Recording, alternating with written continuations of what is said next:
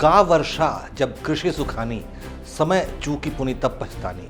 यानी कि जब खेत सूख चुके हों तो बारिश से क्या फायदा, जब समय निकल चुका हो तो पछतावे से क्या लाभ। उड़ीसा के पूर्व मुख्यमंत्री नवीन पटनायक के पूर्व निजी सचिव वीके पांडियन शायद ऐसा ही कुछ सोच रहे होंगे। नमस्कार, उदय इंडिया में स्वागत है आपका। मैं हूं अंशुमान आनंद। उड़ीसा के पूर्व मुख्यमंत्री नवीन पटनायक के निजी सचिव वीके पांडियन ने अपनी गलती स्वीकार कर ली है और राजनीति से इस्तीफा दे दिया है। वो प्रशासनिक अधिकारी का अपना पद छोड़कर राजनीति में शामिल हुए थे, लेकिन रविवार को उन्होंने अपने कदम पर खेद जताया और राजनीति से संन्यास लेने की घोषणा कर दी। My intent of joining politics was only to assist Naveen Babu, and now consciously I decide to withdraw myself from active politics. I am sorry if I have hurt anyone in this journey. I am sorry if this campaign narrative against me has had a part to play with Biju Janata Dal's loss. VK Pandian साल 2011 से पांडियन नवीन पटनायक के निजी सचिव के तौर पर काम कर रहे थे, लेकिन राजनीतिक महत्वाकांक्षाओं के जोर पकड़ने की वजह से वो खुलकर बीजेडी की राजनीति में शामिल हो गए।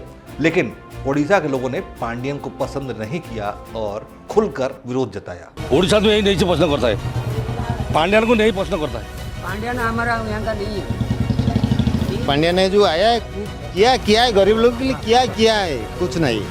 लोगों के भारी विरोध के कारण ओडिशा में 25 वर्षों से सत्ता पर काबिज बीजू जनता दल को करारी हार का सामना करना पड़ा। ओडिशा विधानसभा की 147 सीटों में से भाजपा ने 78 सीटें जीत ली, जिससे बीजेडी की सीटें घटकर 51 रह गईं, जबकि 2019 में उसने 113 सीटें जीती थी। यहाँ तक कि बीजेडी ने एक भी लोकसभा सीट नहीं जीत पाई, जबकि उड़ीसा में लोकसभा की 21 सीटें थी। यहाँ तक कि कांग्रेस ने एक सीट जीत ली, लेकिन बीजेडी एक भी सीट लोकसभा की जीत नहीं पाई। यही वजह है कि बीजेडी के अंदर और बाहर पांडियन की बहुत ज़्यादा आलोचना होने लगी, जिसके बाद पांडियन ने रविवार यानी 9 जून को राजनीति छोड़ने की घोषणा कर दी। पांडियन बेसिकली तमिलनाडु के रहने वाले हैं और उन्होंने उड़ीसा के कई इलाकों में जिलाधिकारी के तौर पर काम किया है। इस्तीफा देते हुए अपने वीडियो संदेश में पांडियन ने कहा कि मेरा राजनीति में आने का एकमात्र मकसद सिर्फ और सिर्फ नवीन पटनायक की मदद करना था और अब मैंने तय किया है कि मैं खुद को सक्रिय राजनीति से दूर कर लूँ। मुझे खेद है कि मेरे खिलाफ चलाए जा रहे अभियान ने बीजू जनता दल की हार में मुख्य भूमिका निभाई है। मैं इसके लिए बीजेडी के सभी कर्मियों समेत पूरे बीजू परिवार से माफ़ी मांगता हूँ। ये पांडियन का बयान था जो उन्होंने इस्तीफा देते हुए जारी किया।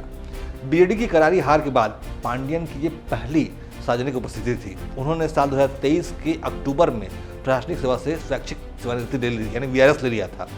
एक महीने बाद वो 27 नवंबर 2023 को बीजेडी में शामिल हो गए थे। उन्हें नवीन पटनायक के बाद बीजेडी में दूसरा सबसे शक्तिशाली आदमी माना जाता था। भले ही उनके पास कोई भी पद नहीं था, लेकिन पूरे उड़ीसा में एक खबर फैली हुई थी कि पांडियन का नवीन पटनायक पर बहुत ज़्यादा प्रभाव है और पांडियन की सहमति के बिना नवीन पटनायक कोई भी फैसला राज्य में नहीं करते हैं। यही वजह है कि पांडियन के नवीन बाबू पर प्रभाव को लोगों ने ओडिया अस्मिता से जोड़ दिया। हालांकि नवीन पटनायक ने अपने पूर्व निजी सचिव पांडियन का आखिरी तक बचाव किया और बयान दिया था पिछले 10 वर्षों में पांडियन ने राज्य में 2 चक्रवातों और कोविड-19 बीमारी से निपटने में मदद की है। वो एक ईमानदार इंसान हैं और उन्हें इन सबके लिए याद किया जाना चाहिए।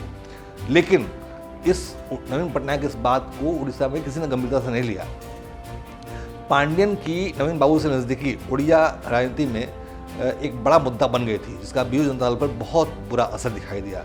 यहाँ तक कि नवीन पटनायक के कई करीबी राजनेता भी पांडियन से बेहद नाराज थे, क्योंकि नवीन पटनायक किसी से मिलते ही नहीं थे। इसकी बजाय बीजेडी सरकार के वरिष्ठ मंत्रियों को पांडियन को अपनी रिपोर्ट सौंपनी होती थी, लेकिन अब पांडियन ने बीजेडी से अपना पल्ला झाड़ लिया है। खुद नवीन बाबू 78 वर्ष के हो चुके हैं। ऐसे में ये देखना होगा कि बीजेडी की कमान थामने के लिए सामने आखिर कौन आता है। जय हिंद, जय भारत।